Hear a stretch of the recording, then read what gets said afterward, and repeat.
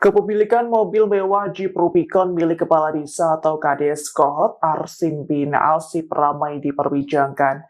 Terkait mobil mewah itu, yakni Edi pekerja di rumah Kades Kohot menyebut bahwa Jeep Rubicon Arsim dibeli secara kredit. Edi juga turut memberikan penjelasan terkait kepemilikan mobil berwarna putih Kades Kohot.